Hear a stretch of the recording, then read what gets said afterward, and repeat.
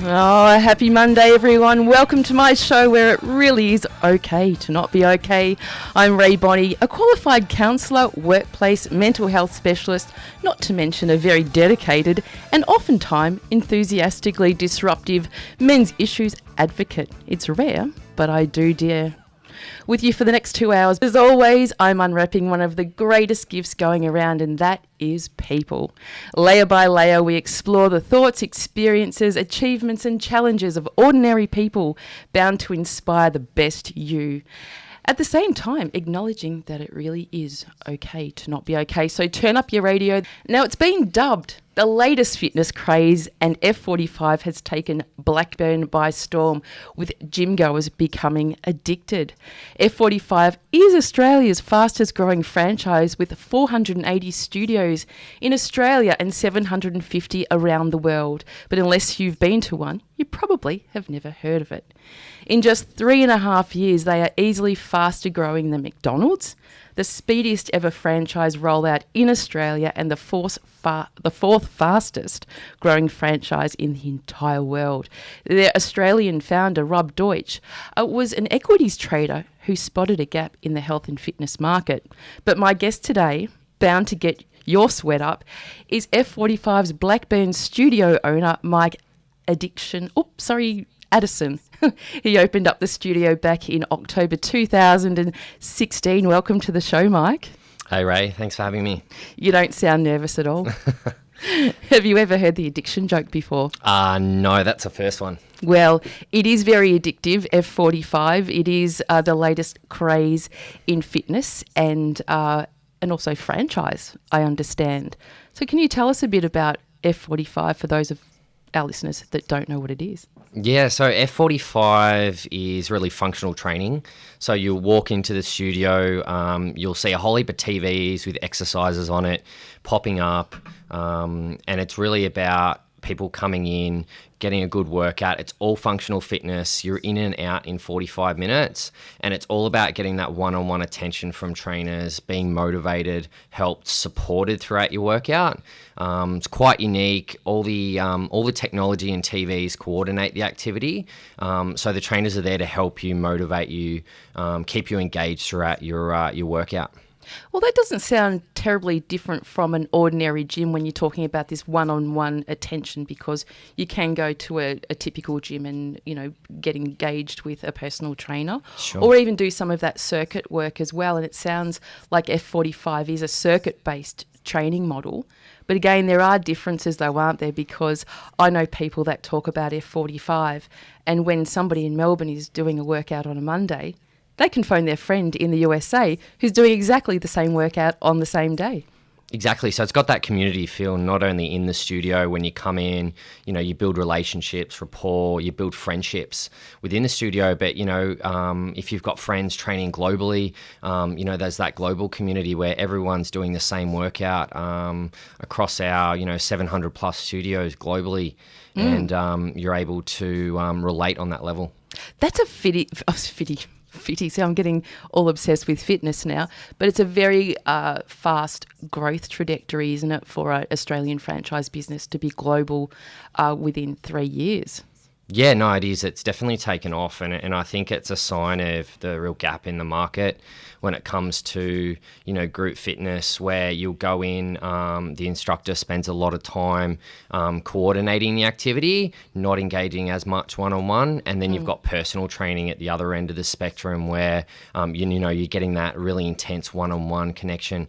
This is kind of in the middle where you get the best of both worlds. You get the energy, the vibe of being in a group environment, but you get the support and that one-on-one attention from trainers. Well, we were talking before we came on air about the Les Mills phenomenon back in the 90s when, Pump and Body Combat, what else was there? The cycle one, Spin. Yeah. Was that a Les Mills one? Yeah. But that was a very similar kind of thing, wasn't it? About inclusiveness, and everybody was doing the same program, not necessarily at the same time. However, it's sort of, even though it's around now, it's very much lost. It's addiction, so to speak. So do you see any similarities in terms of the way people are engaging in group fitness? I think there's some similarities, but I think there's some big differences, which I think the longevity of F45 is definitely there. The variety, we have a catalogue of 3,500 exercises that go through to our variety of workouts that we have. Now, they're individual exercises, aren't they? Exactly, yeah. So different functional movements. So when you come in, it's always going to be different. You're going to have huge variety, and that's really controlled by our franchise sort of head office. And that's the difference, isn't it? When we're comparing it to, say, a Les Mills model, that no 2 days are ever the same. Yeah, it's always a different workout. And I think the other big difference is that community feel, walking in through the studio and making friends. And, we have people catch up outside of the studio, and there's a real kind of community vibe. Everyone's there to get fit, help each other, support each other. Where group fitness can be quite isolating. You're kind of there in a big group environment, but don't have that community connection. And I think with that community also, the observations are that it's a non-competitive space.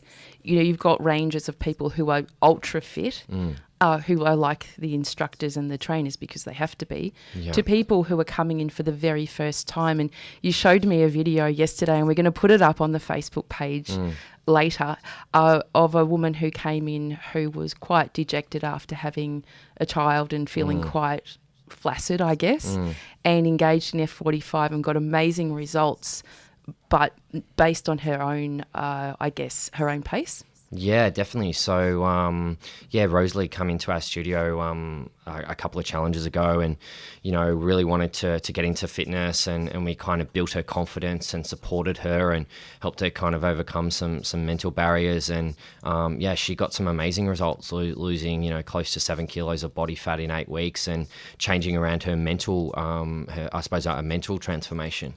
Wow. So when you talk about losing body fat, she gained muscle as well, though, didn't she? Exactly right, yeah. So explain a little bit about that.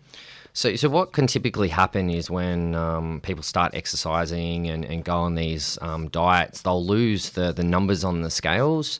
But what often happens is that people lose muscle as a part of that fat loss, which is not ideal. We want you to get stronger. We want to make sure that you're losing body fat, but you're gaining muscle. You're getting that tone. You're keeping that lean muscle on your body. So you're getting faster. You're getting stronger as a part of our program, right? Yeah. So it's a total environment, isn't it, and a total experience.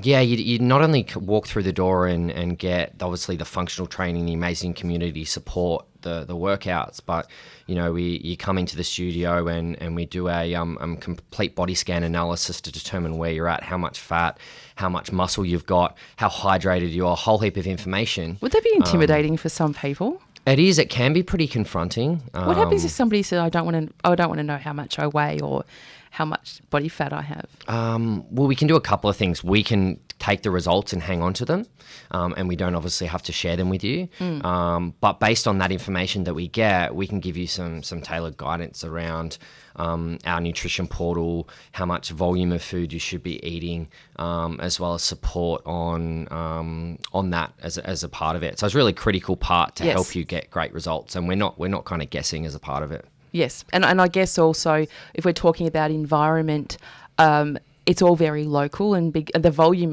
of F45, what do you call them? Studios that are popping up means that there's probably one close to you. And I know our one in Blackburn and Railway. Is it Railway Street? Railway Road, yeah. Railway Road.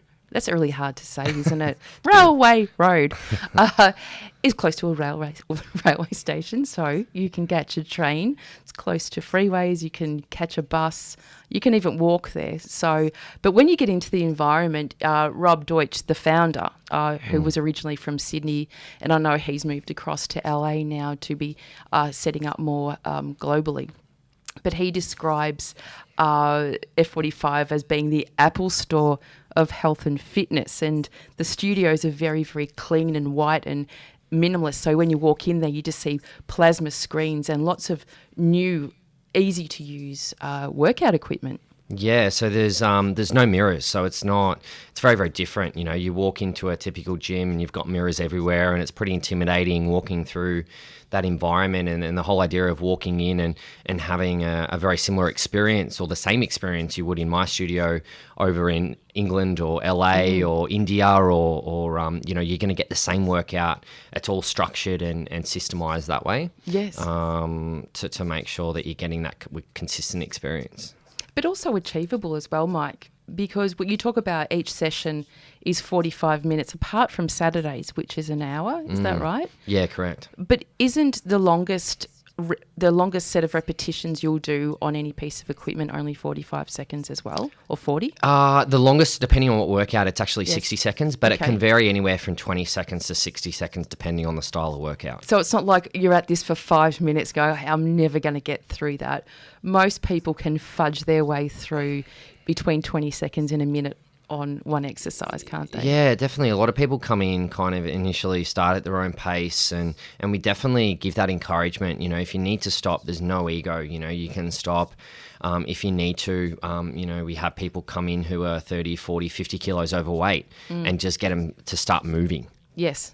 So, but you still get that personal attention, don't you? Exactly. That is firm enough to encourage you to push harder, but not so much that you lose confidence or feel that intimidation and not want to come back. Exactly. You know, our trainers aren't drill sergeants. We're not there in your face, you know, yelling at you and providing that intimidation. It's all about positivity, you know, so you can encourage people through positivity and engage with them, get down, help them, work with them, making sure they're doing it properly, but have a really engaging and positive experience. Yes.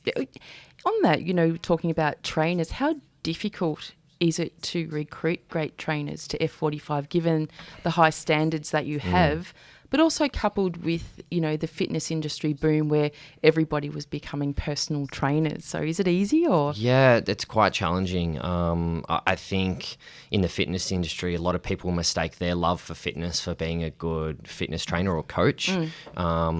So it's really challenging, you know, making sure, I think, that kind of my values and beliefs and what I'm trying to create and the environment I'm trying to create really aligns with the trainers and that we have on board. I think it's really important. And you find that out pretty quick once you bring someone on board.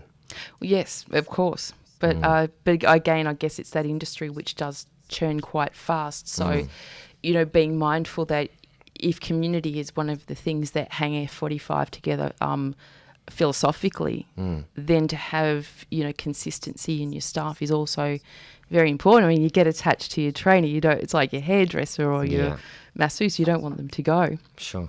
So with trainers also, because people come in all shapes and forms, how important is it that they look great, do you think? I think they need to have a certain level of fitness. I think that's important, you know, in terms of trainers. You know, you know, having elite athletes, you know, who are about to jump on a comp stage and at 8%, 6% body fat is not essential. You know, we want great people great trainers that technically know what they're doing, but also have great rapport, great personal skills, really want to help people. Yes. So anyone out there wanting to go and work at an F45, train some people, get fit and get along.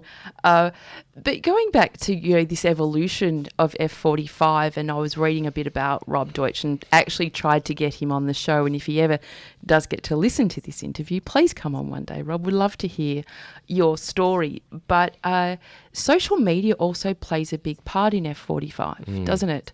And he talked about initially they'd spent no money on advertising and in fact used social media to sell the first few F45 franchises as well. But I know that, you know, especially in F45s across the world, and I've noticed with yours, you use a lot of Instagram, Facebook. What's the purpose? I think especially with Instagram, it's about people want to see what's real. You know, we see a lot of content on the web. And Instagram especially and Facebook allow us to really show what's going on, what is it really about, what's the workout like, what's going on in the studio. So, it can be quite intimidating walking through into a studio or a new gym. Yes. So I think that kind of puts that in people's hands and go, well, that looks cool. Let's explore it and check it out. But what about for the people that are training that day? Because you do this daily, you post. Are people that are there want to just watch themselves back and go, oh, looking for me? Yeah, well, that and some people try and avoid it. But it's, they definitely jump on. And even people first thing in the morning want to jump on and see what the workout is if they're working out that night. So they become really kind of engaged in the social media side of things. Yeah, but it's great though, isn't it? And reading about Rob saying that launching the business on social media without spending a dime on advertising, I think that's a great thing for social media. And I'm an advocate for it. It gets such a bad rap, around the way kids are using social media and the dangers around bullying and harassment online, I think is a big thing. But there are so many great stories to be told about how social media keeps people together and what you're describing, that community connection for people, is sometimes the difference between surviving and not. Do you ever hear personal stories that are sort of outside of people just wanting to get fit and maybe just wanting to be connected to a group? Of course, yeah. Like we've had members come in and once you sort of get to know people and learning their stories about depression and sadness and going through all sorts of things and, finding out that what we're providing is actually really helping them in their life, providing an environment that's supportive, fun. They have more energy after doing a workout. They feel like they can do more and they're kind of more engaged in kind of their life and an increased well-being and mental I suppose mental agility. Yeah. Well, it's a no-brainer, isn't it, Mike, that mental and physical health are all in one. Still we're segregating both and treating them both differently, but engagement is one of the biggest motivators of outcome as well, and trust as well as which the environment that hopefully you guys are creating. People can come into a trusting, safe environment where you're going to be able to exceed expectations rather than just achieve something mediocre like you may in a typical gym. Definitely. But it's not all about just fitness, is it, Mike? It's a little bit about finance as well. And if we're talking about franchise and your entree into the world of being an owner, a studio owner at the tender age. I think you're only about 28 at the time when you purchased, which is a great thing. And you just heard "Lovers of the Sun" by David Guetta. Great tune, Mike. Yeah, cheers. Bit country and western-ish, is it? Oh, I don't know. A bit of twang there. Yeah, a little bit. Or is it? Yeah, no. What is it? There's that kind of sound to it. Yeah, it's got a good rhythm to it. Yeah. When was that released? Oh, was it 2009? Okay. Yeah, a while back. Bit special for you? Yeah. It's a I know it's just a song that I kind of if I was feeling down, kind of in a bad mood, I'd throw it on and it'll always kind of lift me up. So it was always kind of something I threw on back then. Well, I have it on my iTunes now because I do go to trouble to purchase all of the music from this show direct from the artists. None of this getting on YouTube and stealing from people. Very ethical and credible here at 3WBC. Now, Mike, the F45 model represents not only great opportunity for people to become physically fit, but also amazing business prospects. And you're a perfect example. So where did this all start? Wow. So where did it all start? I suppose my background, I was always in fitness, and when I was younger at school, always kept physically fit, got involved. You're a school captain or something, were you? Yeah, I was a sports captain yeah. back in the day, many summers ago now. You have to collect all of the cricket pads and bats and balls after lunch? Or? Oh, it wasn't quite that. Or just get your people to do that for you? Get your minions to do that. Get the peeps to do that, yeah. So yeah, it sort of started back at school with my passion for sport and fitness, and got into martial arts at a very young age. Was sort of quite shy, and that really helped to kind of lift my confidence and boost. It's obviously changed since then. You don't sound very shy. No, not back. I was back then though. So it's definitely helped to bring me out of my shell. Definitely back then when I was 12, 13, when you're kind of going through that, trying to really find who you are, and it really kind of helped me bring me out of my shell. And you actually travelled overseas with your MMA, didn't you? yeah, so it was actually sports karate. So it wasn't MMA, but it was. I just like saying it. Sounds good, right? It's Makes me sound like I know what I'm talking about. It's a good buzzword. Everyone's talking about MMA, right? Mixed martial arts. So so was it MMA? No, it was more sports karate. So it's basically karate, but a game of tag. So when I was 18, went overseas to compete in the US Open karate championships over there. So that was amazing experience. Fantastic. And then, sorry, I just glossed over that, but we can do another whole show on your trip to the US and what that was like. But you also, after school and during uni, became a trainer as well, a sport trainer. Yeah, so became a personal trainer when I was 18, left school, worked in a number of gyms, PT studios, taught martial arts pretty much from 16, 17. And really loved it. Did that for a number of years. It's very young to be in charge of people's well-being, though, isn't it?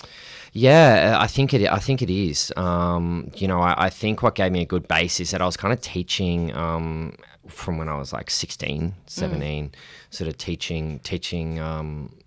People, and would get out the front and run martial art gradings of 200-300 people. So and getting involved in that. So that kind of gave me a good foundation. Do you bring any of that forward today?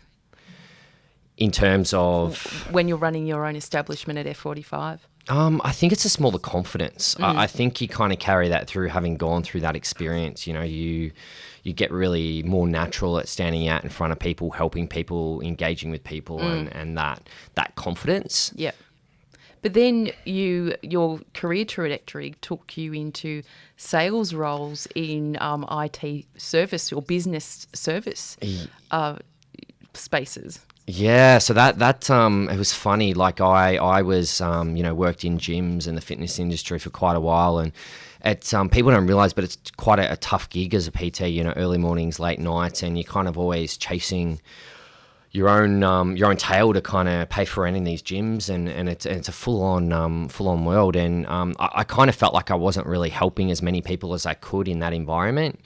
And really wanted to, at some point, open up my own gym or studio, but didn't know what it was. And kind of saw sales as a great stepping stone to, be quite financially well off. Yes. Especially IT sales and software sales. So business solutions, there's a bit of money, well, especially back then as well. There was a lot going on in your evolution of things like the cloud and you working with enterprise resource planning systems, which means nothing to our audience, I'm sure, but it gives you an idea of the transition that we're going to be talking about now, which was quite actually dramatic. And as you moved through that space, you changed employers a few times, chasing a bit of money, maybe not being as satisfied with an organisation as you like. So there was a bit of movement there, but that got you to a space, which you told me about yesterday, where you yourself got into quite an unfit state. Yeah, so you kind of get into the corporate world, and you're working so hard, and you've got quite a high pressure role or job, and it can kind of consume you, I think. And I kind of wasn't looking after myself, eating all the wrong things, and kind of got absorbed into that lifestyle. And what was your favourite wrong thing to eat? I think it was like coffee and muffins and all that kind of stuff, but it wasn't in moderation. You're kind of eating on the run, you're eating out a lot. And it would kind of, resulted in me putting on 20 plus kilos, 24 odd kilos, and weighing over 100 plus kilos. So, wow. I always think, holding up a bag of potatoes, which is a kilo, which is quite heavy, and you think 20 of those on your body. Yeah. Whoa, that's a lot, isn't it? Yeah, it is, and it creeps up on you. Like it's not like it's overnight. It creeps up on you, and I knew what I had to do to get right in terms of the physicality and the nutrition and all that. And decided one day it was enough's enough. What was that one day like? It was funny. I was, working for a large multinational corporate, and with hundreds of people, sitting in the cubicles in the office, and walking into work one day, and you kind of see a lot of people in their 40s and 50s, and know quite a few people, and you kind of see that they're not fulfilled in what they're doing. They're going through the motions of life. They're not engaged, and it was kind of at that point that I realized I don't want to be in that position. I don't want to kind of do that. I don't want to do something I don't love. I'm not passionate about, just to chase the dollar, right? Yeah, yeah. So that was kind of the turning point. And seeing how it just might end up for you. Well, yeah, exactly, right. Like it, I wasn't heading on a great trajectory myself in my own health. So yes, yeah, and taking that kind of mirror that you put up against yourself to go, wow, that's not what I want to look like, or sound like, even, or be like, or feel like, Because you were working in St Kilda Road, I think, weren't you? Yeah, correct. And travelling all the way back out to the sticks in Fentry Gully. Yeah, which itself is a big commitment to be doing something that you don't really, that just doesn't blow your hair back at all, and isn't doing anything to support, your well-being and your happiness. Definitely, spot on. So then, from what you told me, you leapfrogged back to when you were doing the PT when you're 16, 17, 18 to go, actually, I still want to own a gym. Yeah, so that was like the real passion, right? Like that, helping people succeed, changing their mindset, getting people moving, and it's kind of a bit of a snowball effect. So that's what, really, getting up at 4 a.m., no one really wants to get up at 4 a.m., but if you love what you do and you're passionate about what you do, and I kind of wanted to get back to that place, and I looked at basically buying a gym, got online, saw what was available, and went, oh, what's this F45 thing? Yeah. Had never heard about it, and then I'm like, well, there's one around the corner from my work. But you looked at other gyms as well, didn't you? Yeah, I looked at a whole heap of different, those big 24/7 gyms, and that was kind of the big craze back then. Everyone was becoming a 24/7 gym, and it was kind of the big turning point. Can I just ask you about the 24-hour format? Do you think people utilise that flexibility as much as they thought they would? Look, it's they don't, right? Yeah. They don't. Most people have a gym membership, and having worked in those bigger gyms and know what goes on, 10% of their member base actually regularly attend on a weekly basis. And for me, that resonates sort of a bit of a broken business model. Yes. If your clients and members aren't attending and moving and getting fit, you're not really supporting them to get some great outcomes. They're not turning up. They're not going to get fit and healthy. Oh, and we do have a special guest coming up later in the show who's going to talk exactly about that as well. One of your mates, but we'll save that up for the big reveal later, shall we? So going back, you researched, you did your due diligence, and you went and did your first F45 workout. Yeah. Yeah, so... which one was it? It was actually the South Melbourne one. Give you guys a plug all the way in F45 South Melbourne. Probably not listening, but anyway, that's all right. Of course they are. Everyone listens to my show. But yeah, did my first session, and I think it was after my second session, I was like, yeah, I want to open up one of these. I was kind of... It just made so much sense. It just had a lot of the ingredients that are missing in the fitness industry to really make people successful. And then went through a whole heap of due diligence around talking to current owners of where they're at, looking at the business model, looking at the whole financials, the structure, the cost, a whole range of things to kind of determine if this was something that was feasible for myself to get involved in. Were there any naysayers? People that said, maybe not? Yeah, look, I think my family was super supportive. But, I think there's always going to be people that are skeptical if you're, take risks and you step outside kind of the dotted line of the 9-to-5 job, It's, you're always going to encounter it in your environment, in your life. Yes. And now though, what are they saying? It's very different now, like seeing kind of, what I've created and what my team's created and the environment that we provide. It's pretty, it's very different.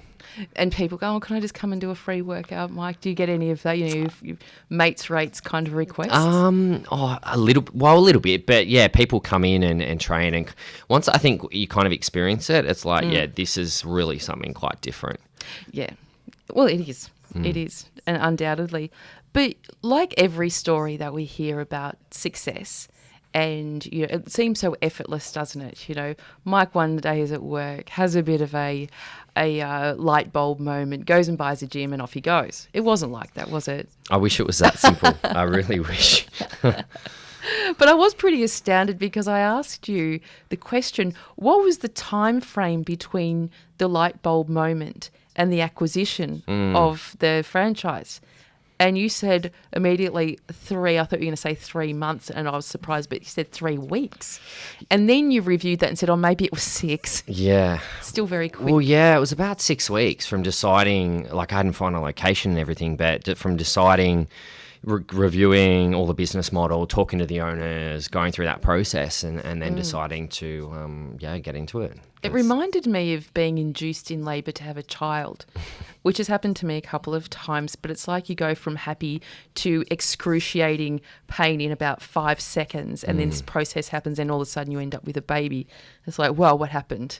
Was that what it was like? Without having the experience of childbirth? I've never been through childbirth, but yeah, it's pretty full on. Like it's it's a lot harder than I thought it would be initially, and even opening up the doors.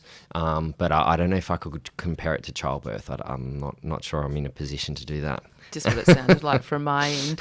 So who were your supporters? Who were the people that really got you through and, kept you buoyant? Yeah. I think my mum, Kate, was amazing support and always really supportive of what I wanted to do and wanted me to be happy, and huge support. Is she listening in today? Yeah, I believe so. Oh, hi, Kate. I believe so. Congratulations on making such an incredible human being. And I'm sure you could relate to the childbirth analogy that I just used as well. Yeah.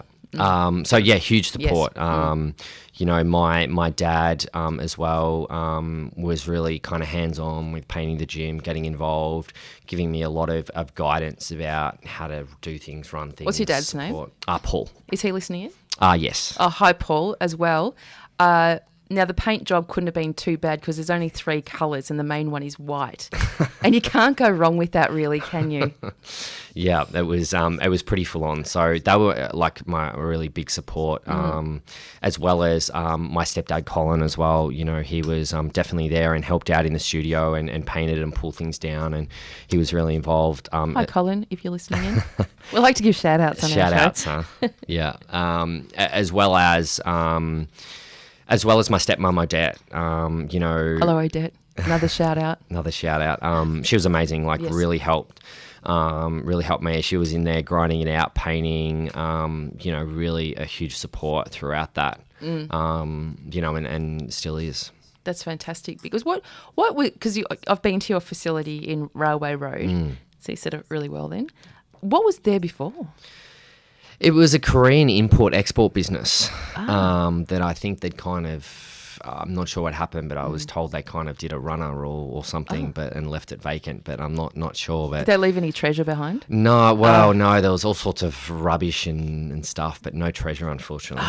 It's always think of when, you're taking over something that's been left in a hurry by someone else. But was there a lot of clean up to do? Yeah, so we gutted it. We basically gutted the building and built toilets, showers, brand new sort of facilities to make it a really nice environment. Yeah. You described a time where you were laying on the floor and it wasn't to have a rest. Yeah, no, it was mid construction and painting, and there was plasterboard on the floor, and I remember it really clearly because I was that emotionally drained and fatigued and physically kind of just at beyond, and my mum was there, and yeah, just kind of like laid down on the plasterboard and she sort of talked to me and just kind of... Did she make you get off the plasterboard first because you might make it wet with your tears? Yeah, well, I know exactly right. But yeah, it kind of broke down. Like it was really, really tough. It was really, really challenging. That was one of the moments, but had another one as well. But definitely my family was there. They were a big support and kind of helped me got through it. And but you were also going through another very dramatic personal life change at the same time. Definitely, yeah. So it's not like I had smooth sailing in my personal life either. So. No, all of it going on in the background. And, again, when we view somebody, especially through a Facebook life like we do these days, it all just seems so easy and effortless and privileged and blessed, whereas in fact... the human condition is capable of so much. Yeah. And that's what real resilience is. I don't think you can go and sit in a classroom and learn about resilience from somebody experiencing things like you've just described is the stuff that you can, authentically pass on to people who you're training because you know that they can get through something because you've done it yourself. Yeah, definitely. Yeah, no, I 100% agree. No, but family, that's a really, really nice... story around, when people get together and care for each other, and that's what this show is all about, being kind and caring, you can achieve a lot. Yeah, definitely. I think the support that I got, I wouldn't have been able to do it, not only mentally, but, physically wouldn't have been able to open on time.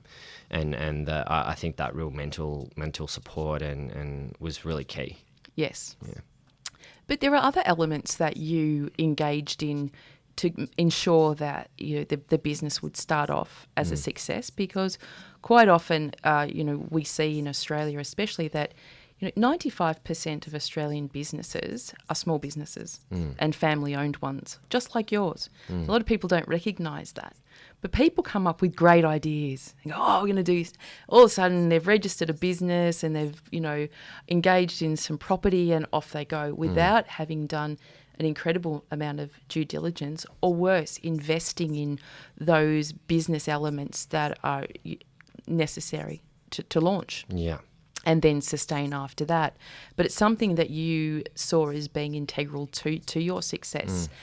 So what were some of the things that you did engage in to protect? Yeah, so for me, obviously it's quite a big investment, opening up a studio, and you want to reduce the risk as much as possible. And I obviously had sales background and had a business degree and whatever else, but I'd never run a gym. I didn't have the processes, systems, structure in place, and understanding of how to make it successful. So I enlisted someone who's helped a number of F45s and a number of gyms around Australia and globally, his services, Jacques, to help me really de-risk what I'm trying to do and make it a success as fast as possible.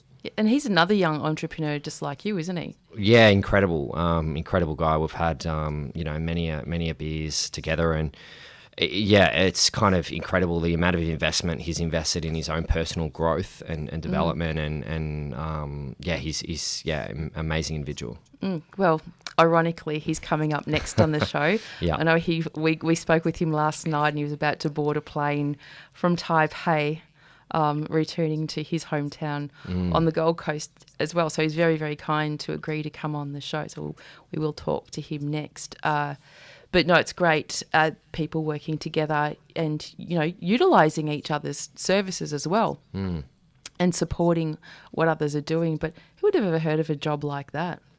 I know, it's amazing. You'll hear his story soon, but incredible. You are going to help me interview him, aren't you? What happens if he's jet lagged? No, he's right. He's always go, Jacques. He's always on the money.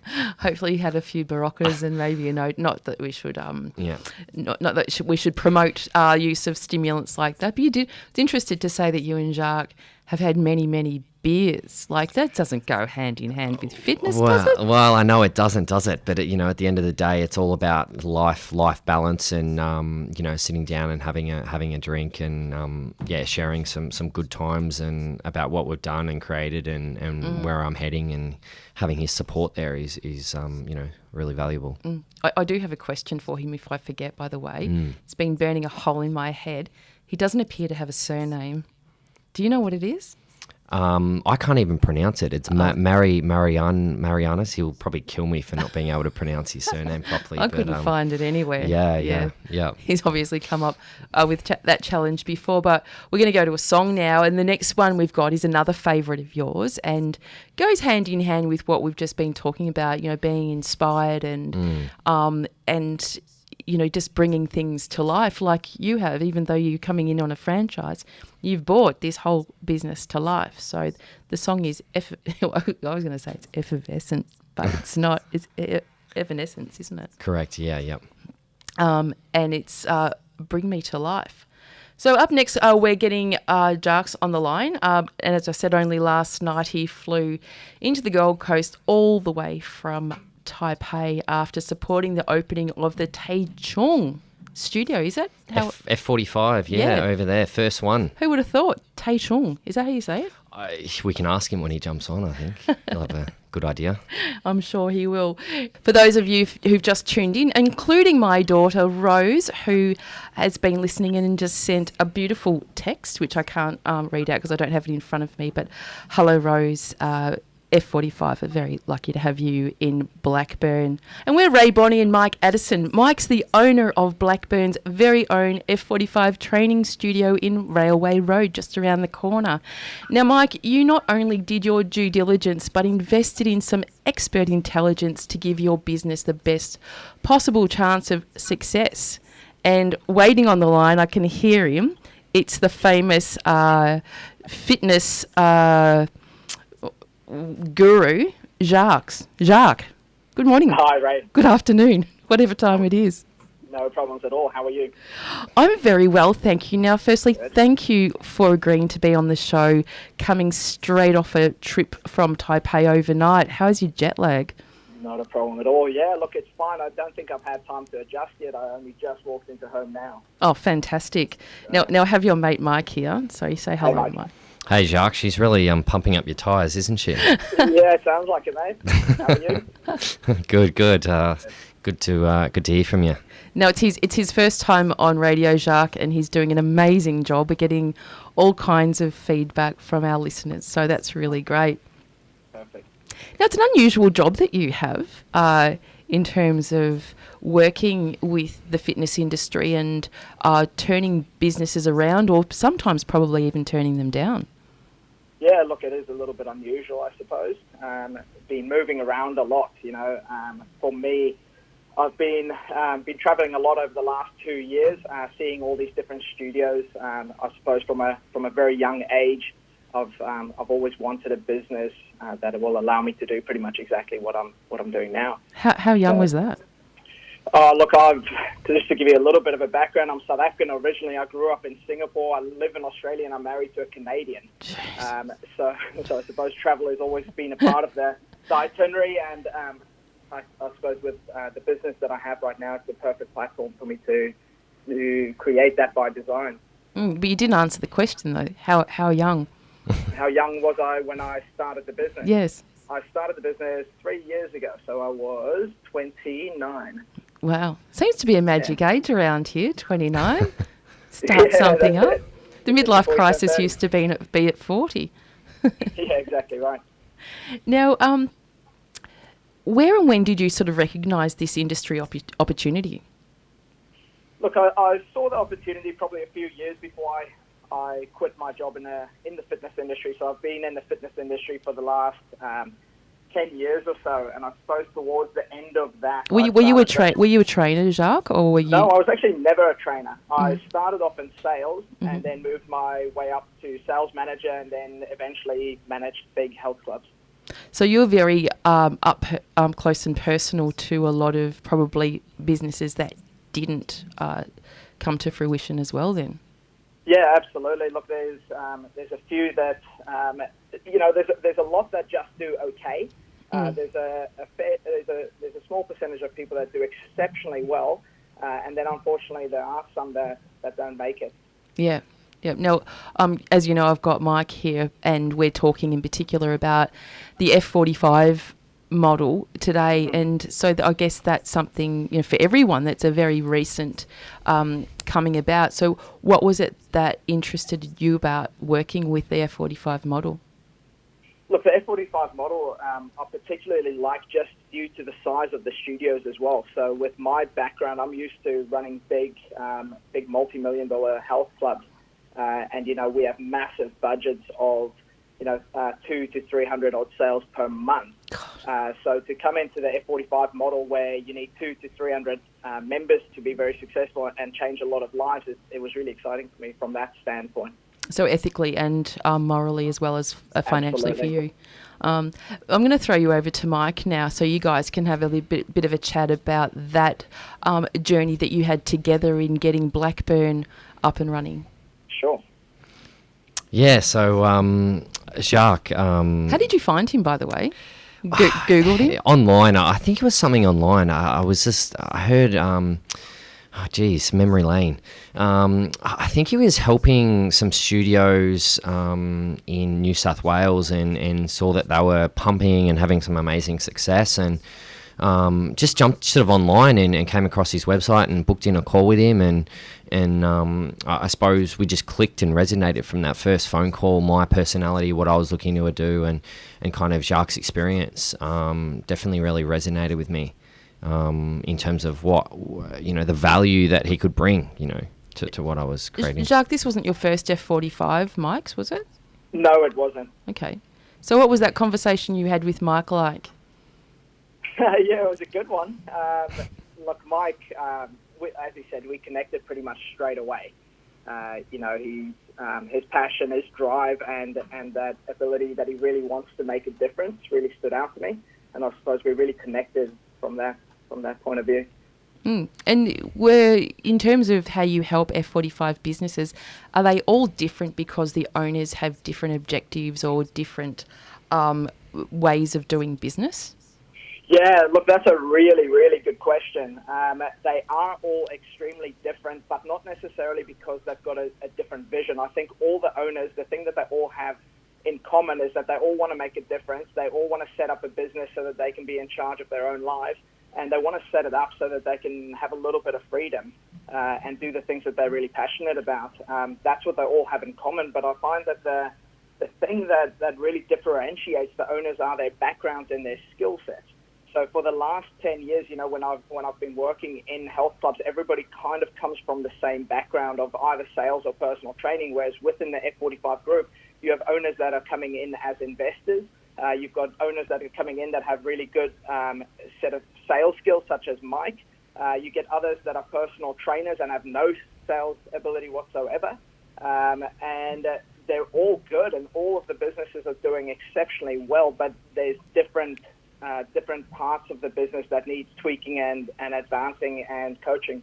And given you're a bit of a globetrotter as well now, and it's like F45 add water and it's just turned into this massive machine, do you notice cross-cultural differences as well in the way that you help organisations? I mean, you've just been in Taipei at the moment setting up over there. Are there cultural differences in this particular space? Yeah, there's certainly cultural differences.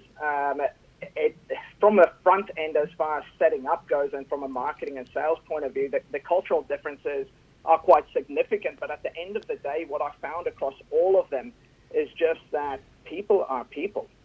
When you connect with them and when you genuinely care about them, you just need to tweak your messages slightly. The system is good.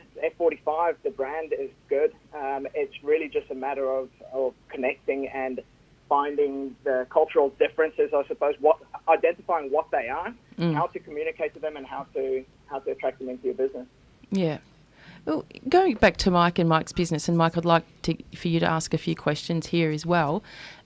In supporting Mike setting up Blackburn, how do you think your value contributed to the overall startup success and minimisation of his risk? Well, look, setting up a business is difficult, full stop. To set it all up, there's so much to do. You're busy trying to fit out a gym. You've got contractors coming in and out. You start paying, rent in some cases. You start paying for fit outs. I suppose the value that, well, I'm hoping Mike would agree with this, is really taking out that trial and error process. The strategies that I bring to him, or that I brought to him, is they've been proven. It stopped him from having to tweak things and try things that he wasn't sure would work straight away. Yeah, no, 100%, Jacques, and that's one of the reasons why, we definitely, I suppose, connected from a value standpoint, but brought yourself on board and have worked with you and continue to work with you is because, it's really about reducing that risk. You've been there, you were in that space, and you've gone through this with owners in the past, so you know what works, what doesn't. And in business, you really, time is money, right? It's cliche, but, if you're wasting time doing things and trying to fix things and tweak things and go through that, it's a real time, issue, and getting the process kind of right from the word go is really, exactly what Jacques said, why I brought him on board. Well, the reality of it is, Mike, as well, now, is that you only have one opportunity to do a good pre-sale. You have 6 to 8 weeks to set up this business and help it become profitable from the beginning. And, like you said, time is money. No, exactly. And those first 6 weeks were full on, and, spending hours and hours on the phone doing pre-sales and getting people started, and kind of communicating the value and the messaging to people, and getting them started on their fitness journey with F45. And you definitely helped me on that front. It wasn't easy, but you were there, sort of supporting me and helping me, and always an ear to bounce off and put that right structure in place from the word go.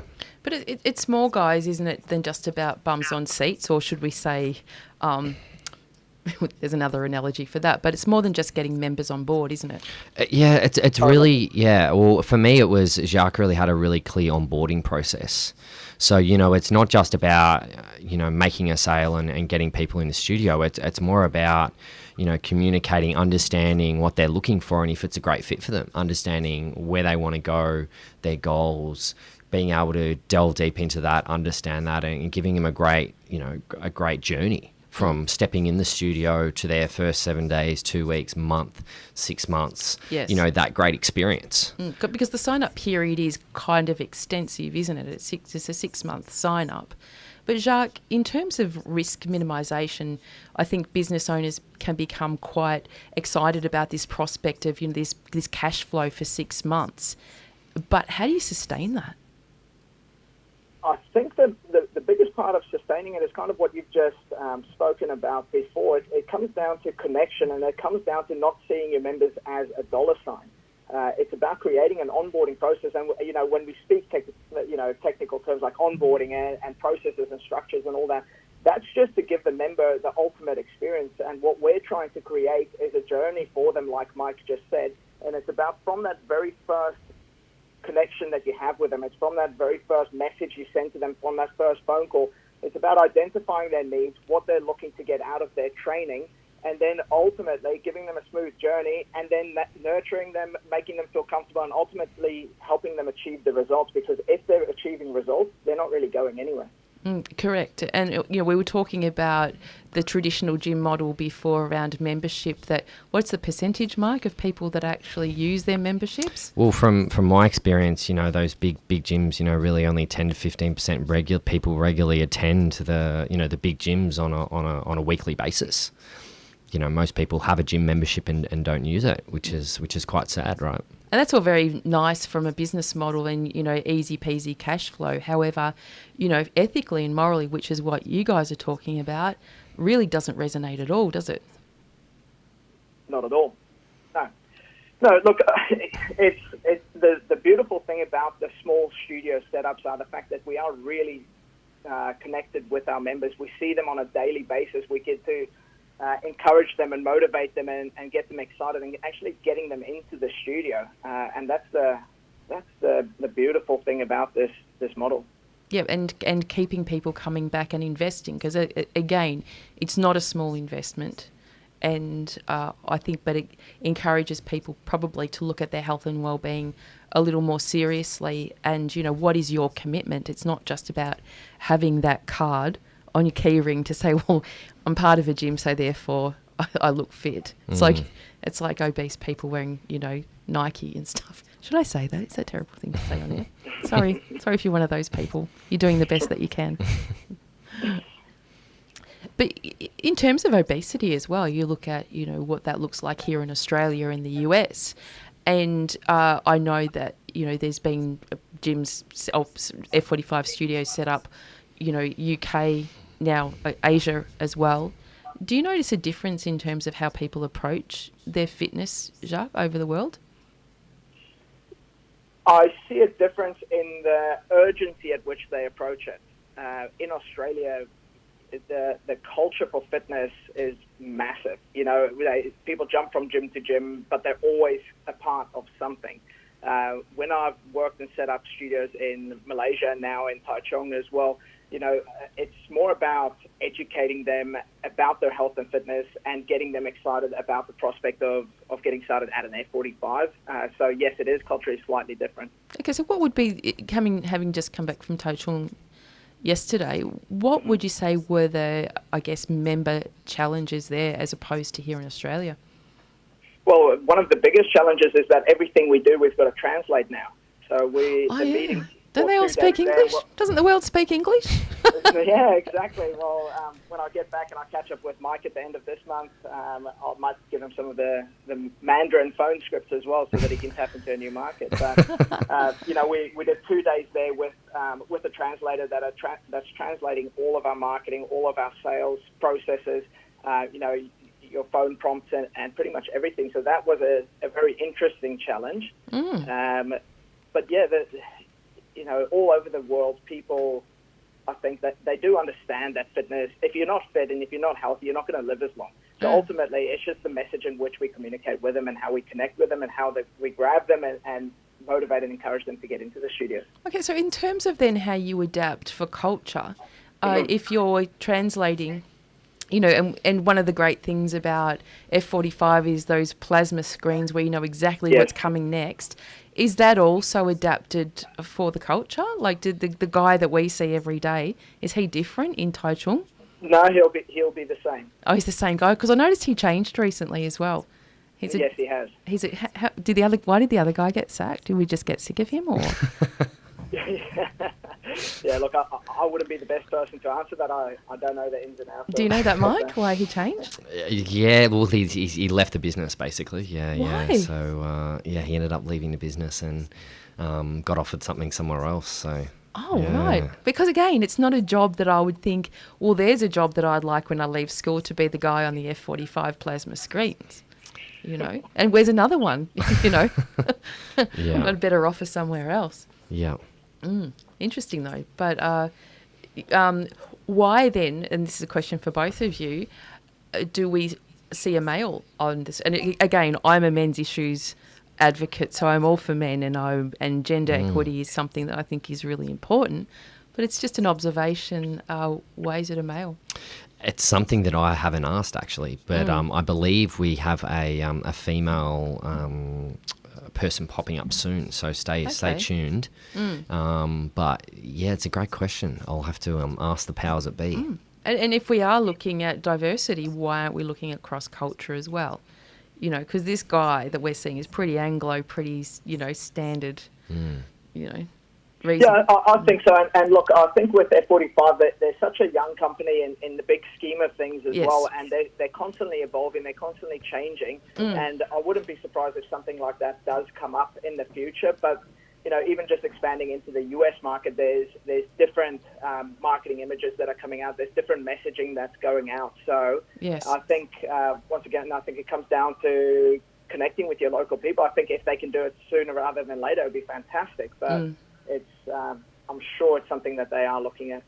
Would have to come up. And look, Jacques, without you being disparaging, and this is not where I'm leading you, but given that, you do work a lot in risk minimisation. What risks do you see to the F45 business in that, it's in its bubble at the moment, but do you see a point where it could become vulnerable?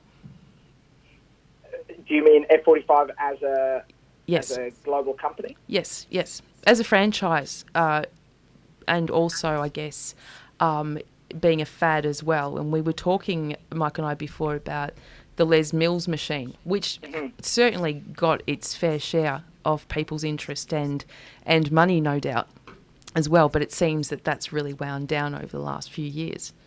I think trends come and go, but I believe with the studios that F45 have set up and the fast growth that they've experienced, ultimately each studio needs 200 members to be super successful. So I think even if anything did change in the branding, if they did get a female, instead of a male, if anything like that happens, ultimately, if your members are happy, if your members believe that you're the key to their solution, I think they'll stay regardless of that.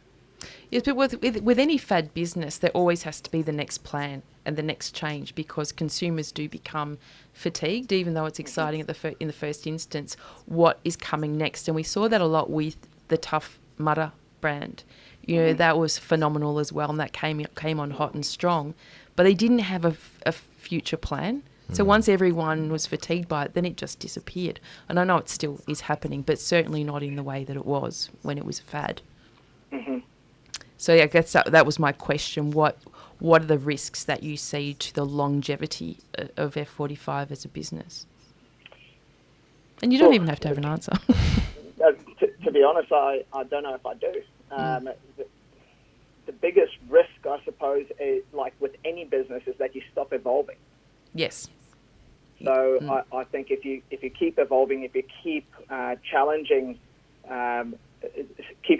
the status quo, if you keep on growing as a business, I think that minimises the risk. Yeah, but I guess in this situation, it's coming at a very high level of revolution and evolution, hasn't it? And That's exactly right. I mean, where do you go from there?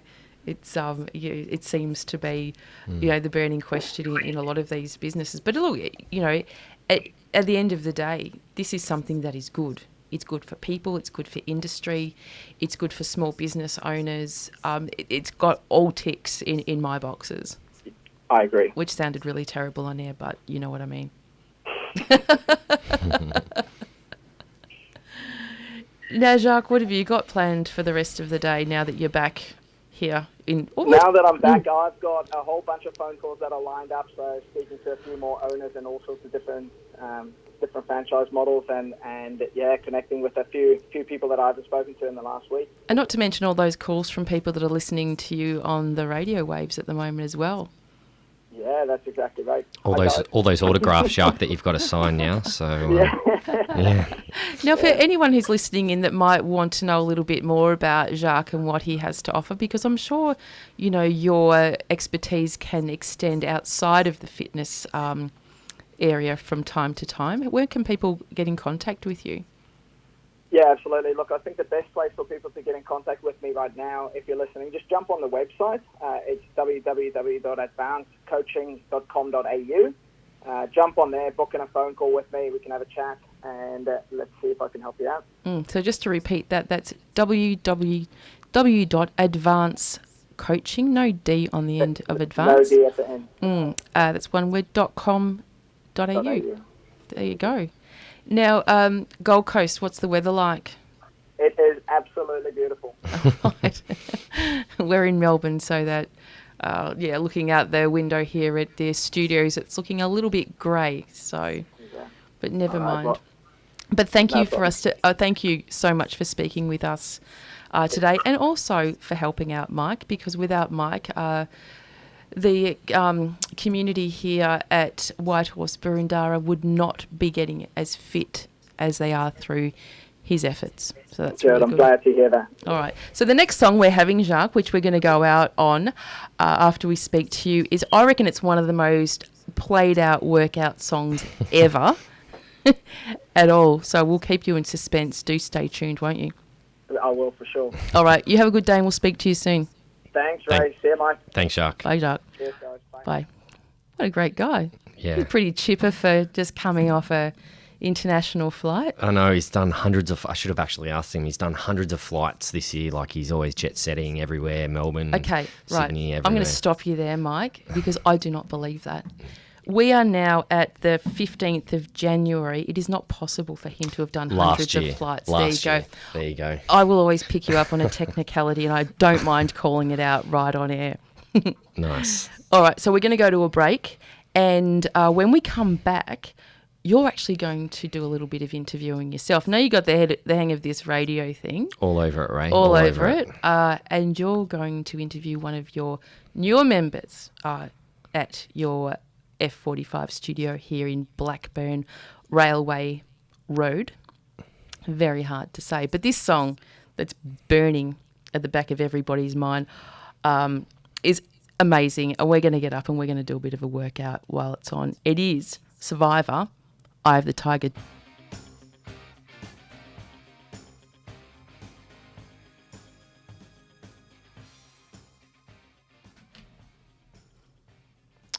Oh, if you've just tuned in, that song needs no explanation at all. It's Eye of the Tiger by Survivor.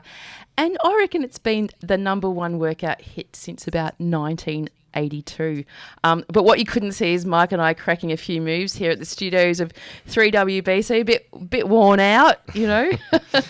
But we do broadcast out of the Box Hill Town Hall. If you're driving by, drop in and say hi. But if you can't, give us some feedback anyway. So how you can do that, check out my Facebook page, which is Presenting Rae Bonney, or my YouTube channel. You can hear a lot of other interviews that I've done in the past. Not as good as this one, but yeah, Rae Bonney YouTube will get you there. I also have a podcast. So if you go into your iTunes, just type in my name through the podcast channel and you will find me. Now, speaking of members and what it feels like to join an F45, you've got some questions for one of your newer members who did join pre-Christmas. I did. 2017. I did. So I'm still back with Rocky in 1982. Back in the 80s, huh? Back in the 80s. Back in the 80s. Yes, so... I do, Bonnie. Yeah, that's yourself. My name's Rae. Rae. You just called me Bonnie, as most people do. I know. Bonnie Rae. It Bonnie sounds a lot more rock and roll than just Rae Bonney. It is still in the 80s. It is me, and I've kept it under wraps for the whole show. Yeah. That I am actually a member of F45, joined in December 2017. Exactly. So, tell me a bit about your experience from when you walked through the door to what you first experienced at our studio. Well, I had a little bit of a pre-experience because my daughter Rose, who's listening in, she joined, I think, back in June last year. And it's all she talked about. She didn't call it F45, she called it going to the gym, but she was so engaged in it, straight away getting results that she was really pleased about, talking about the support, the extracurricular programs, making best friends, like all the things that we've described in the show today.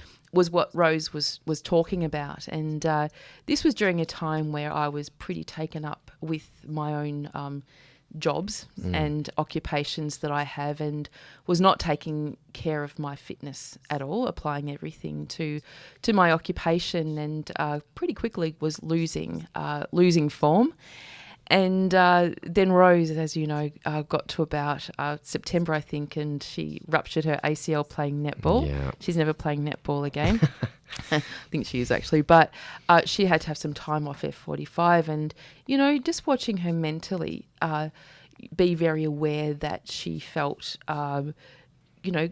certain feelings of not feeling well, I guess, because she was so engaged, so active, and getting results, to then being sedentary and, you know, being laid up in bed recovering from her surgery. So she just came back, and then one day she phoned me or emailed me or texted me at work to say, "Hey Mum, I've booked you in at F45 for a week. I've got you a week's free or complimentary class." So I immediately panicked, because I know how fit she is, and I know that it's it sounded very difficult, Yeah. and my level of fitness was not great. Had been in the past. So, yeah, I was initially really scared, but, you know, I like to please my children and I don't like to seem like a wimp. So, oh, yeah, I'll do that, crying inside. Yeah. So off I went for my first session. And, you know, I think from the moment you walk in the door, and I think you're very much part of this, and Rose had also commented that your business, it's clear that you have a real investment in the people that do come through your door. I think quite often when we're approached by people in the service industry, it can feel very disingenuous and very much about just wanting to get your patronage. Yeah. Whereas engaging with you, it felt really genuine, and I immediately felt comfortable in my really daggy gym gear Yeah. and possibly not going to be able to make it around one circuit.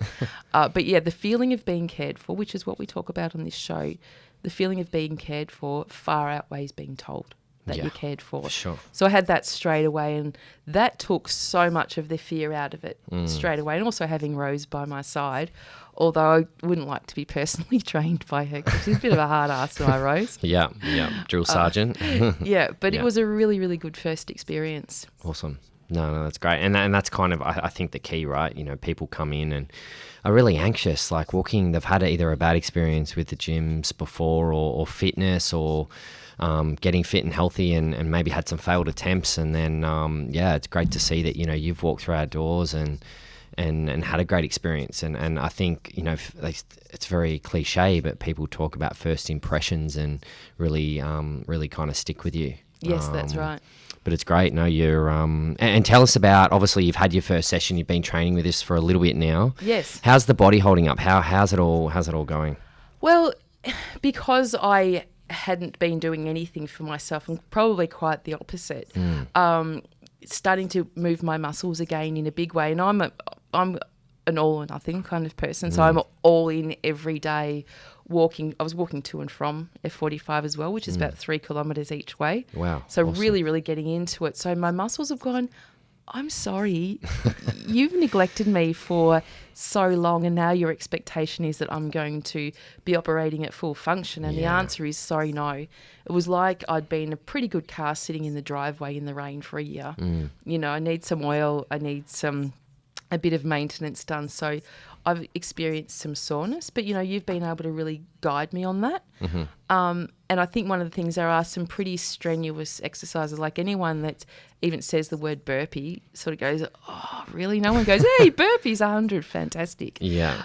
So even being able, you know, you being expert in being able to adapt every one of those 3,000 exercises, is it? Yeah, well, that we have in our catalogue, but Yes. depending on what pops up on the screen, yeah, definitely. Yep. And you adapt that. So I think that's the confidence that I have to know that I want to be able to do it in the future, but right now I need to be doing something else, and that's okay. Exactly, like, you know, for yourself, regressing the exercises, making it easier, making it modified for your physical capacity, your flexibility, your where you're at the moment. So you're still getting an awesome workout, but it's just regressed so that you're able to do it and function at a proper level and not get injured. Yes, but also, I guess, developing your potential as well at the same time. Of course, yeah. So it's not taking away from, say, a regressed exercise. It's definitely going to challenge you and make you work and really help your body get stronger and fitter and faster. Yeah, that's right. And, you know, one of my colleagues, Zoe, she is an F45 fan, and she started back in, I think, April. And with all due respect to Zoe, I don't think she'd ever worked out in her life. So she was one of those people very, very focused on how to lose weight fast through diet pills, through, you know, all of the easy fixes. And one day she discovered F45 and she went, and she's never looked back. And she's lost, I think she said to me the other day, she's dropped 4 dress sizes since April last year. Looks amazing, but what I love about it is that we have this F45 relationship now. It's like, oh, did you go last night or are you going tonight? You know what? And she researches, because you can go and research every day what you're going to be doing, so you can almost mentally prepare for what's ahead of you. whereas I don't want to know. I wait until I get there. And I think in my early days, I was with Rose looking at the screen going, not doing that, not doing that, not doing that, because it actually plays out in front of you. Yeah, definitely it does. Tell me a bit about the community. So, like you touched on it there, but tell me about your experience with not only our community, but the broader F45 community.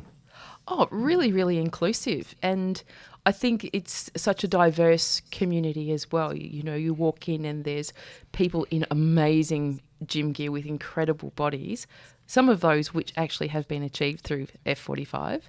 And then there's the contingent of people who are a bit like me, just turn up all shapes and sizes, but there's no judgment at all. In fact, the way that you guys create that environment that supports how people are feeling, everyone's excited at the end and everyone high fives. And then, of course, we talked before about the social media that wraps around each event. It's not like you post something once a week. Every day you're celebrating, a 45-minute workout that, 27 people have participated in. And, you watch it online, you go, oh my God, I got through that. And, you can talk to not only that community that you're involved with, but also the broader ones like, I'm talking about at work.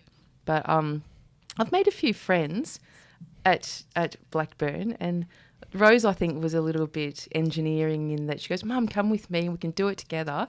And after about the second session, she just bailed on me and started booking separate sessions to me.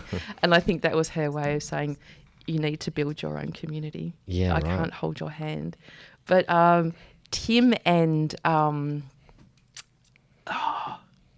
his wife, Shelley, yes. Michelle, yep. They're lovely, really, really nice people, but could tell that they detected that, I might have needed a bit of extra support. So it took me under their wing a little bit. Yeah, no, really they're nice. Amazing. We've got some amazing members and those guys really help. Well, they've been there from the opening, haven't they? Yeah, 12 months. Well, just over 12 months now. So, yes. they've been there for quite a while and really supportive. And I think initially, obviously, they're coming into a new environment, very foreign, and yes. They definitely gravitate to when they see new faces in the studio. They train 5 nights a week. I'm not going to talk about their age, but they're not 20 years old, and they behave like it. Yeah, they have the attitude of. They do. They have amazing energy and zest for life, and they're great individuals and really add to our community of, it's not only myself there helping you, supporting you, but we've got members there that, so when you come in and, if you're struggling to maybe get a weight off or do something and they're standing next to you on the same station, they help you and talk to you, and it's an inclusive space. Yes. Yep, and because of our convenience as well, everything's online, so really easy just to book online through your phone, and you know that you're in for that day, and it's a commitment because you know that in your community that supports you, you know all these people, that if you've booked, there's a chance that somebody could miss out.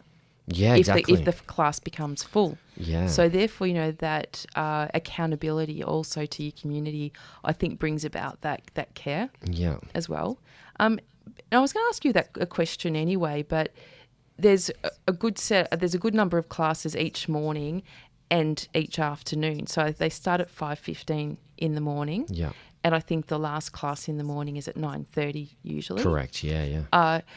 So that's to support your members, the membership that you have already. But if membership increases and all of those classes become full, then how do you service a growing community? It's a great question. Like we're looking at bringing in even another classes at night, more classes. So that's not an issue. We can always increase the capacity of bringing on more classes and even having an extra one in the morning. So, if we're able to help more people and get more people started on their fitness journey, yes, it's definitely something we're doing. So if there was a demand for, say, mums who wanted a midday class, would you consider? It is something we are looking at. Yeah, it is something we are looking at, and we're trying to work out as a business and trying to meet not only the requirements of our members, but the staffing requirements, and have that level once we can support it as well. So. But I guess the difference with F45 studios as opposed to the larger gyms, you don't have capacity to, say, have a creche for, mothers or fathers that might be bringing their children? No, yeah, not in our studio. So Yes. we don't have, because small group training environment. We don't have that capacity. Will there ever be a possibility for that to become part of?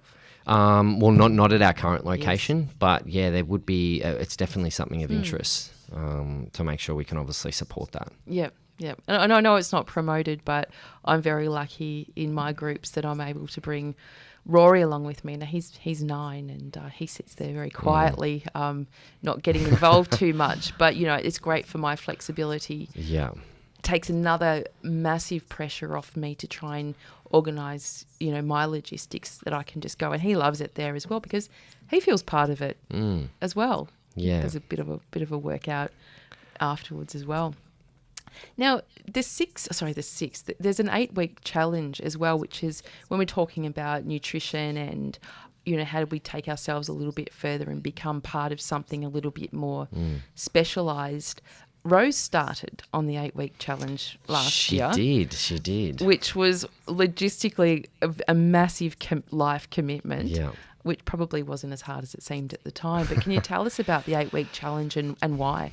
Yeah, so initially, obviously it's one thing about getting exercising, getting moving, coming into our studio and training, but like most people know, a big part of it's getting your nutrition right. So that's often the one of the biggest battles, making sure you know what to eat, how much to eat, when to eat, all that. Yes. Right. So we provide our members access to our nutrition portal where you have all your recipes, all your food, your goal tracking. It automatically generates a shopping list for you for the week. So it helps to put structure around it so you're not guessing. So does everyone get the same dietary? Yeah, so we segment it male, female in terms of the volume of food, and then we obviously have vegetarian and mainstream, so we can change that up. Yeah. We also then, as a part of the part of the challenge, we do a body scan at the start. So we touched on it a little bit, but we get a whole heap of information from that, and we'll have more of a discussion about yourself, about your goals, and determine the volume of food relative to your activity levels and what you're wanting to achieve. Okay. So it does become a little bit more tailored once yeah. we have that body scan and that information. But that portal is really where all the information is at. We're actually looking at bringing on board a meal prep company this time. Yes. So we're going to bring them on board who will actually make the challenge food, the lunches, dinners, to help simplify that for people who can't invest that time into doing meal prep and making all the, making and all those food intricate ingredients that end up chalking up our... Yeah, well, it's doing that changes, it can often be a lot more difficult than turning up to the session and doing the exercise. Some people think that's quite confusing, but making that change to your nutrition and how you prepare food and when you prepare food and your lifestyle can be really challenging for people. So we're really wanting to sort of simplify it to help people get some great results. Well, I was asking you the other day about a supplement that my friend Zoe had put me onto that is used quite a lot through the F45 communities. And I can't remember what it was. It was L-carnitine, yes, that one. And, of course, it's another one that used in a workout can help you lose fat faster. So, of course, anyone's interested in that. Yeah. But, you even described to me there is no point taking a supplement like that unless you've got your diet right. Exactly. To begin with, yeah. There's all these pills and potions and stuff that's out there, but, your diet's the key, right? You need to get your diet. Adding supplements in there are really the last 5%. The last 10%.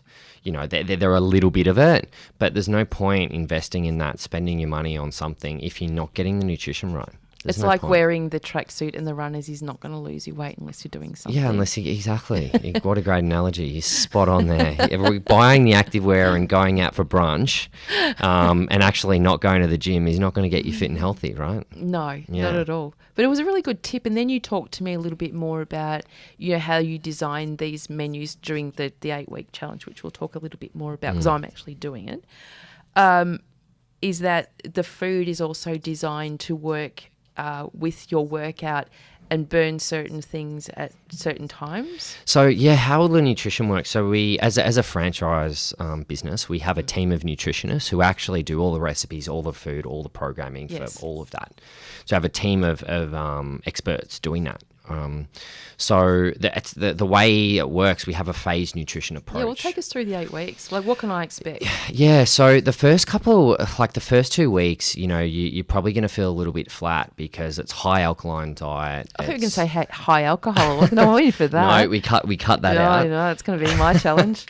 So it's high alkaline. It's getting the digestive system working. Making sure you're getting the right minerals, vitamins from your foods. Your minerals, that's a good one. I like that. Just wrap it all up together. Minerals, it's all in there. So that's really the first part of it, and then they kind of phase it throughout the next 2 phases of doing a higher fat diet, which is known as more of a keto type diet, to induce ketosis, which is basically burning fat. Yeah. Basically trying to turn your body into a fat burning machine as a part of that, and then bring on a more high protein diet. So there's a few phases to it. Yes. And there's a bit of science behind the whole 8 weeks and the program that we've put in place. Well, we talked earlier in the show. We are going to put this up on my Facebook page, and also on the F45 one for Blackburn, which anyone can see. No, but it's a members only, isn't it? No, we've got our community members page, but we've also got our public page as well. Yeah. Well, let's put it up. There's a person that did she go through the 8-week challenge? Yeah. Yes. So Rosalie, a couple of challenges ago, she came on board with us and had some amazing results. Mum of 2, came on board, walked through our doors, and managed to came runner up in our challenge, and managed to lose 7 kilos of body fat. And put on 600 grams of lean muscle. So she's still kicking goals, training with us now, loves it.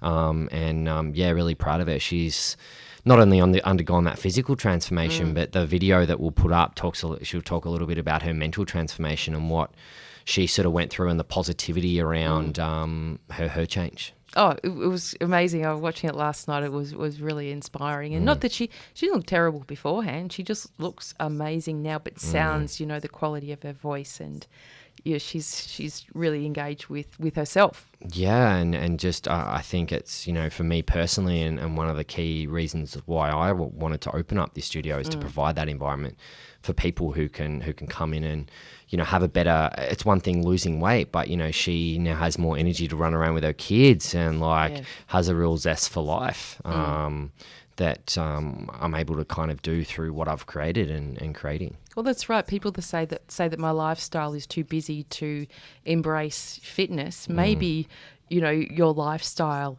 is so busy that you're not getting the most out of yourself without fitness.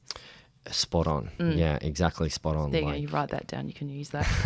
Now, Mike, we're coming up to the end of the show, and I hate to leave it there, but I'm doing the 8-week challenge.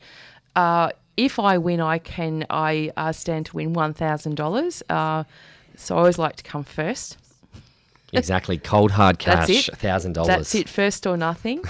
And no, but I'm actually really looking forward to it because I know what it's going to feel like, not only afterwards, but during that whole process as well, to be feeling really good. One thing we didn't mention, that on Saturday is at every F45 in the world, it's an hour-long class which involves a live DJ. Yeah, which is really cool, and the guy that you have is fantastic. I love the music he plays. Yeah, Christian's doing a great job. He's has requests from members who want to have some tunes on, but gets it pumping and gets a bit of 80s going. Yeah, a bit of 80s. Throws it all in there. Yeah. Well, it's funny. The day we opened, we actually had a saxophone mix in with a DJ, so that was all right. That was pretty cool. I've been joined today by the amazing Mike Addison. He is the owner and head trainer at F45 Blackburn Railway Road. Very local. Can you believe 2 hours have almost gone, Mike, of our blah, blah. Now, your dad chimed in just a moment ago via text. He did. He shot me through a text. He did. He didn't say, well done, Mike, great job. And by the way, what a great presenter Rae Bonney is. He said to you, what? He said, tell everyone about what's coming up, how innovative it is. So, yeah, really. New exercises. Yeah, so we've got a whole heap of exciting new things coming up this year. New workouts, new exercises, new equipment, new movement. So it's really not only going to keep our current members engaged, but it's all about innovation. It's all about, we're here, we're innovating. F45 as a global body is all about that innovation, which obviously is about the experience, helps the experience in the studio. And it's all about keeping you motivated. So keeping you motivated in the studio, out of the studio, keeping you engaged, keeping you coming back, which then sort of feeds through to our final thing, which is all about results. Where just going back to the exercises and the new ones that are coming on board, do I have an opportunity to list all the ones I don't like and get rid of those? You can try. Maybe when we get Rob on the phone, Rob, the CEO, you can have a chat with him next time about that. And hello, Rob, if you're listening. Tell him about your disgust for burpees as well. So do you know what? I can almost do a full burpee now. Well, I can. When I started, I couldn't. In fact, I couldn't even do half of one, and then I just started staggering my legs a little bit. Yeah. And now I can do the whole thing. And there's a few other things that I've started doing for the first time. Awesome. Awesome. So there you go. But back to what you're saying about innovation and making sure your dad is pleased with the outro. Yeah. Is it Paul, your dad? Yeah, Paul. Yeah. So just prompting me, keeping me on track. But no, it's all about innovation. Really being innovative in the workouts that we do, the technology that we have. New workouts coming out, new things to the technology, how to bring our community together. When it comes to our Lionheart technology, which is basically tracking your progress in the studio and getting analytics and reports. Now, there's something we didn't talk about, because I have a heart rate monitor that connects to Lionheart. So Lionheart is an online support for tracking how you manage your workouts. So everything from your heart rate to calories burned to every minute how hard you're working. So you can get a really good idea of how you're progressing, how hard you're pushing. And I myself really like that, because I come away feeling I've really done something. When I see a lot in the red, I go, well, yeah, you've been really working out. And I can actually see which parts of the workout that I've got my heart rate right up there. So, and the ones where I probably could push myself a bit further. So investing in a heart rate monitor is about $60? Yeah. So we've actually just got a whole heap just come in. So we're doing them for $50 for members, and just keeping you on track and motivated as a part of that. And it's another online community where people get excited and go, great workout, Rae, or, they like what you've done, and it's just something else that motivates and it keeps you going to pushing to that next bit. Now, I have to say, I just arrived back from Seymour yesterday from my aunties, and Auntie Betty is 83, and she still does Pilates and yoga and goes every single day to that. And so, look, there really is no excuse. Yeah. It's not about age. It's not about size. It's all about attitude. Well, my dad would hate for me to say this, but he's actually our oldest member at 60 plus. I won't throw him in his age, but he's we know he's he's in 60 there plus, smashing it. So have I seen your dad there? He comes in the morning, so you may have missed him. Have to check him out, get a bit of feedback on the show, Paul. Put up your hand if you see me. It's all about attitude, and not everyone is fortunate enough to have good physical and mental well-being, but there are lots of different options in our communities to be connected to get you to the next stage of engagement. There you go. That's my message for the week. So where are you off to next? Are you getting changed into your uniform? Because I'm actually there tonight, 5:30 class. Coming in, getting it done. Perfect. Yes. Perfect. I'll head home, do a few things, and get ready for tonight's session. It'll be funny to see you in the studio. Like, I'm back in your territory then, aren't I? I know, I'm in your territory, exactly. Telling you exactly what to do. Now, for anyone that's been listening into the show today that may have experienced feelings or uncomfortable feelings about some of our topics, please don't forget, Lifeline is 131114. Give them a call. There'll always be an online counsellor there to talk to you about whatever you want to talk about. Suicide callback service 1300 659 467. And of course, emergency services for anything that is really, really alarming. You won't be put in jail by caring that much to call one of those numbers. Now, you have been listening to Rae Bonney, where it really is okay to not be okay. And remember, by extending just a little bit of kindness and care, you could be saving a life. So take care, everyone. And thank you again, Mike, for coming on the show. It's been an absolute pleasure. Thank you, Rae. It's been amazing. Thank you for having me. See you at 5:30.